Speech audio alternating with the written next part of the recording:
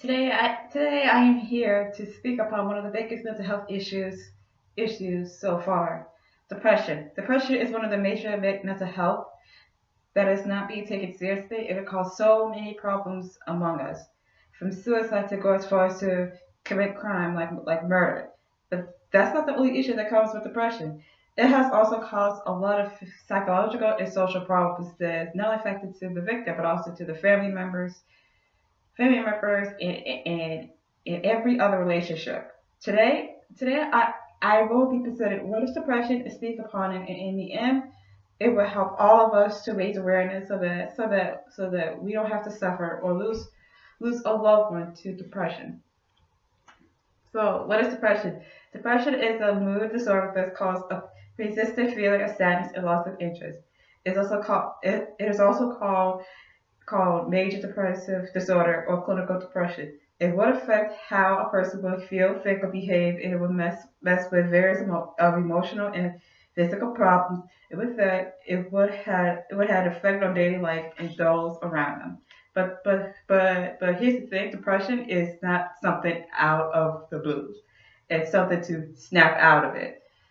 So let's speak upon the symptoms and to look for too. Number one, feeling of sadness, fearfulness, emptiness, or hopelessness.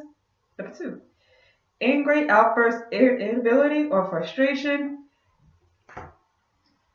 Number three, loss of interest or pleasure in most of all normal activities, such as like work, school, church, sports, etc., etc. Number four, sleep disturbance, meaning that you suffer insomnia or you sleep a lot every day. Five, tiredness or lack of energy. Okay, wait a minute. Six, reduced appetite, weight loss, or increased cravings in gaining weight. Seven, anxiety, agitation, or restlessness. Number eight, slow thinking, speaking, or body movement. Nine, feeling of worthlessness or guilt, fixating on past failures or self blame. Number 10, trouble thinking, concentrating, making decisions, and remembering things.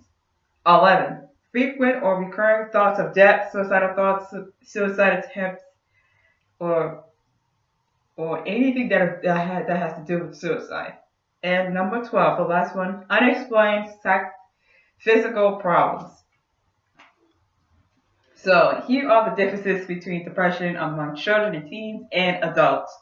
So even though the symptoms are found in all of the patients, but there are big differences that we have to foresee between children, teens, and adults. So in younger children, they will refuse to go to school, will be sad, will be suffer with sadness, and would be facing a case of clinginess. Among teens, they would have the same symptoms, but there are big differences. They will do drugs and or alcohol, self harming themselves, so like cutting themselves or whatnot. They will start to fail in school to the point where they have to drop out. And the last thing ended up being anger or lose interest in their daily activities and lose interest in being around other people. And adults, they will suffer from memory difficulties or personality changes, aches and or pains, fatigue, loss of appetite, sleep problems, and or lose interest in sex, often stay home instead of going out to work or do social activities, and thinking about suicidal thoughts or feelings. So, how many people are suffering from depression? According to the World Health Organization, more than 264 million people are affected with depression of some kind, often can lead to suicide, which has become the second cause of death among 15 to 29-year-olds.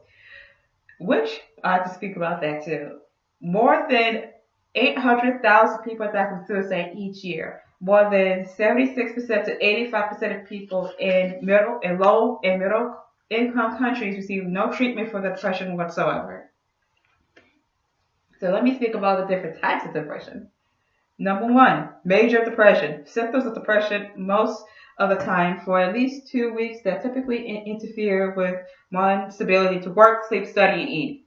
Number two, persistent depressive disorder disorder. Often includes less severe symptoms of depression that last much longer, typically for at least 2 years.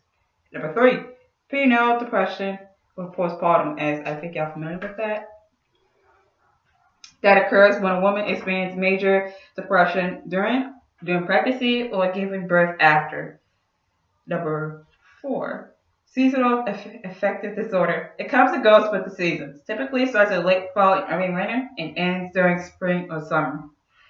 And the last one, depressive with symptoms of psychosis. A severe form of depression where a person experiences psychosis symptoms, for example, hallucinations and having delusions.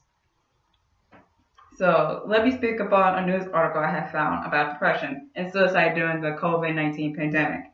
According, according to the news article from ABC, since the hit of COVID-19 more than a year ago, the rate of depression has soared up to the number of 28%. But recently there has been a decline of suicide associated with depression because of the many success that the government has made for financial support, public mental health interventions, but experts, however, consider that could soon change if the pandemic gets any worse. And so that leads to this: can depression leads a victim to a life of crime?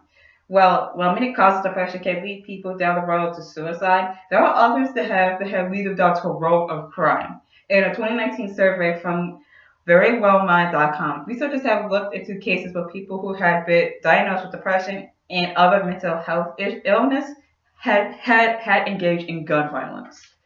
And based on that very survey, in the national level, the rates are between 3% to 5% of violence acts have been directly attributed to serious mental health illness. That includes depression. So, how to get help?